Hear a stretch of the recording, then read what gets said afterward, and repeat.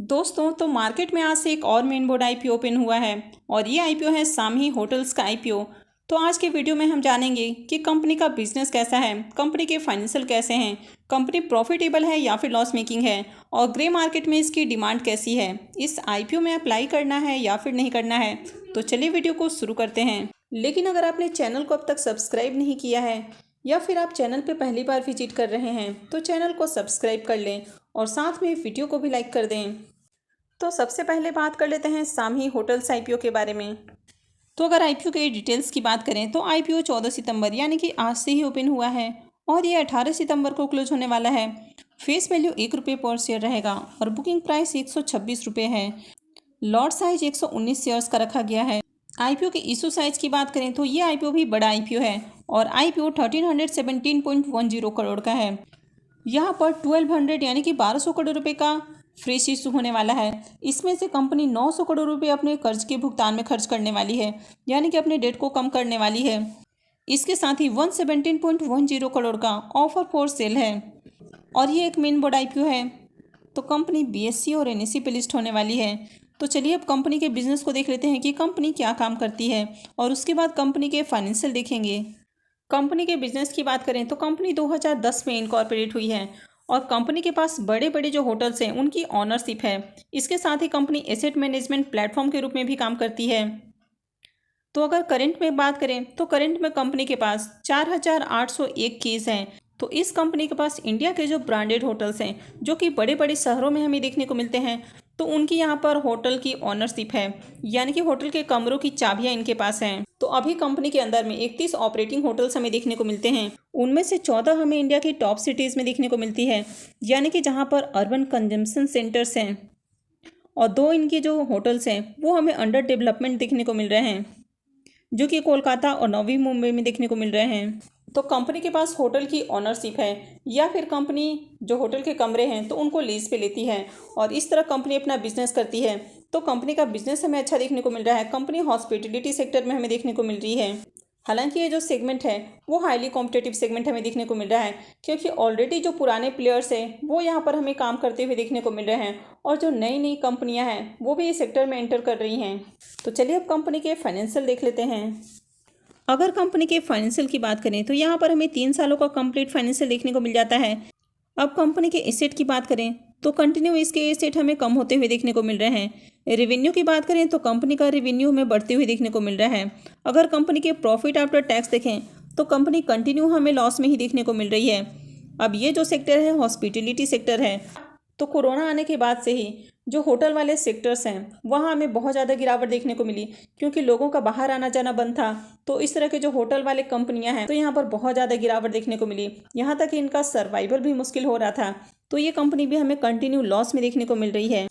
अगर नेटवर्थ की बात करें तो कंपनी का नेटवर्थ भी हमें माइनस में देखने को मिल रहा है। कंपनी के रिजर्व की बात करें तो कंपनी का रिजर्व कंटिन्यू हमें माइनस में देखने को मिल रहा है। अगर डेट की बात करें तो कंपनी का जो डेट है वो कंटिन्यू हमें इंक्रीज होते हुए देखने को मिल रहा है और करंट में कंपनी के ऊपर 2787 करोड़ से भी ज़्यादा का हमें डेट देखने को मिल रहा है, जो कि काफ़ी हेवी डेट हो जाता है। हालांकि कंपनी आईपीओ से जो फंड रेज करने वाली है तो उसमें से 900 करोड़ अपने डेट के भुगतान में खर्च करने वाली है। आईपीओ के इम्पोर्टेंट टाइम टेबल की बात करें तो आईपीओ 14 सितंबर यानी कि आज से ही ओपन हुआ है और यह 18 सितंबर यानी कि मंडे को क्लोज होने वाला है। आईपीओ का अलॉटमेंट डेट 22 सितंबर होने वाला है। रिफंड डेट 25 सितंबर रहेगा। क्रेडिट डेट 26 सितंबर होने वाला है और लिस्टिंग 27 सितंबर को होगी। आईपीओ के लॉट साइज की बात करें तो आईपीओ में 119 शेयर्स का एक लॉट है, यानी कि एक लॉट के ऊपर इन्वेस्टमेंट अमाउंट 14,994 रुपये होने वाला है। तो चलिए अब हम इसके सब्सक्रिप्शन फिगर देख लेते हैं कि आईपीओ अब तक कितना सब्सक्राइब हुआ है। तो अभी 12:30 बज चुके हैं। आईपीओ के करेंट सब्सक्रिप्शन फिगर की बात करें तो अब तक आईपीओ 0.04 टाइम सब्सक्राइब किया गया है। यहाँ पर QYBs पोर्शन में बहुत ही कम सब्सक्रिप्शन देखने को मिल रहे हैं और QYBs पोर्शन में मात्र 1904 शेयर्स के लिए बिडिंग देखने को मिल रही है। HNIs पोर्शन में भी बहुत ही कम सब्सक्रिप्शन आया है और यहाँ पर 1,57,318 शेयर्स के लिए बिडिंग देखने को मिल रही है। यहाँ पर बिग HNIs पोर्शन में आईपीओ में 52,479 शेयर्स के लिए बिडिंग आई है। वहीं पर अगर स्मॉल HNIs पोर्शन की बात करें तो यहाँ पर 1,04,839 शेयर्स के लिए बिडिंग देखने को मिल रही है। अगर रिटेल पोर्शन की बात करें तो रिटेल पोर्शन में आईपीओ 0.18 टाइम सब्सक्राइब हुआ है और यहाँ पर 20,01,461 शेयर्स के लिए बिडिंग देखने को मिल रही है। तो चलिए अब ग्रे मार्केट प्रीमियम देख लेते हैं। शामी होटल्स आईपीओ के ग्रे मार्केट प्रीमियम को देखें तो कल तक जहां इसका ग्रे मार्केट में प्रीमियम 35 रुपये पे ट्रेड कर रहा था, वो अभी गिर के हमें 16 रुपये के ऊपर देखने को मिल रहा है। तो इसका प्रीमियम गिर के आधे से भी कम हो चुका है और आईपीओ में लॉट साइज 119 शेयर्स का है। तो इसका मतलब है कि इस आईपीओ से 1904 रुपये आपको एक लॉट के ऊपर प्रॉफिट देखने को मिल सकता है। तो इस आईपीओ से आपको 12% के करीब लिस्टिंग गेन देखने को मिल सकता है। अब बात करें कि इस आईपीओ में अप्लाई करना है या फिर नहीं करना है।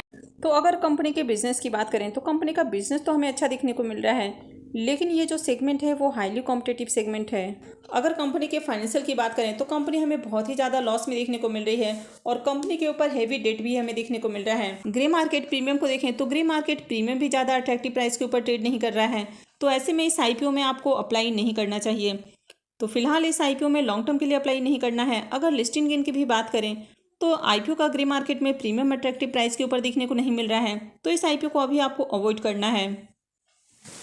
आगे अगर इसके प्रीमियम में आपको तेजी देखने को मिलती है तो इस आईपीओ में listing gain point of view से अप्लाई किया जा सकता है। हालांकि कंपनी बहुत ज़्यादा लॉस मेकिंग है, तो ऐसे में इस आईपीओ से आपको दूर रहना चाहिए। तो अभी मार्केट अपना ऑल टाइम हाई अचीव कर चुका है। तो अभी मार्केट में बहुत सारे ट्रैप आईपीओ भी हमें देखने को मिल रहे हैं। तो अगर इस कंपनी की ही बात करें तो इसका फेस वैल्यू 1 रुपये का है और आईपीओ का बुकिंग प्राइस 126 रुपये रखा गया है। और कंपनी के फाइनेंशियल देखें तो कंपनी बहुत ही ज़्यादा लॉस मेकिंग हमें देखने को मिल रही है। यहाँ पर अगर 3 सालों का फाइनेंशियल भी देखें तो तीनों साल कंपनी हमें लॉस में ही देखने को मिली है। तो ऐसे में ये कंपनी बहुत ही ज़्यादा ओवर वैल्यूड प्राइस के ऊपर अपना आईपीओ लेकर आ रही है। तो यहाँ पर ये जो आईपीओ है ट्रैप आईपीओ है। तो यहाँ पर कंपनी बहुत हाई वैल्यूएशन पर अपने स्टेक को सेल कर रही है, यानी कि अपने आईपीओ को मार्केट में लॉन्च कर रही है। तो आपको इस तरह की कंपनियों से दूर रहना चाहिए। हालांकि ये सेक्टर लॉन्ग टर्म में आपको अच्छा ग्रोथ बनाकर दे सकता है, लेकिन आपको किसी भी ऐसे कंपनी में बिल्कुल भी अप्लाई नहीं करना चाहिए जो कि कंपनी कंसिस्टेंट हमें लॉस में देखने को मिल रही हो और जिसका फाइनेंशियल भी हमें अट्रैक्टिव देखने को नहीं मिल रहा हो। तो ऐसे में किसी भी आईपीओ में सिर्फ इस उम्मीद पर अप्लाई नहीं करना है कि आने वाले समय में कंपनी अच्छा रिटर्न बनाकर दे सकती है। अभी की बात करें तो अभी कंपनी लॉस में देखने को मिल रही है। आईपीओ बहुत ज़्यादा ओवर वैल्यूड प्राइस के ऊपर देखने को मिल रहा है और मार्केट में डिमांड भी नहीं है। तो ओवरऑल आपको इस आईपीओ को अवॉइड करना है। अब अभी समय है कि बहुत सारी कंपनियां अपना आईपीओ लेकर आ रही है, यानी कि बहती गंगा में हाथ धोने की कोशिश कर रही है। तो आपको ऐसे आईपीओ से दूर रहना चाहिए। तो आई होप कि आपको जानकारी यूजफुल लगी होगी। तो अगर आपने वीडियो को अब तक लाइक नहीं किया है तो वीडियो को लाइक कर दें और साथ में चैनल भी सब्सक्राइब कर लें। और वीडियो को अंत तक देखने के लिए आप सबका बहुत बहुत धन्यवाद।